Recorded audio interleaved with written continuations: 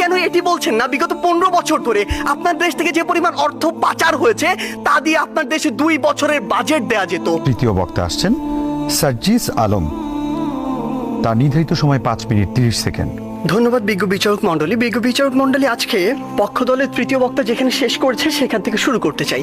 তিনি মাত্র বললেন যে ওয়ার্ল্ড র্যাঙ্কিংয়ে পাকিস্তানের 9টি বিশ্ববিদ্যালয় রয়েছে, কিন্তু সবচেয়ে দুঃখের কথা সেটি পাকিস্তানের মতো রাজনৈতিকভাবে এত বড় একটি অস্থিতিশীল দেশেরও যখন 9টি বিশ্ববিদ্যালয় 1000-এর মধ্যে র্যাঙ্কিংয়ে থাকে বিশ্বে, আমার বাংলাদেশের 3টিও থাকে না।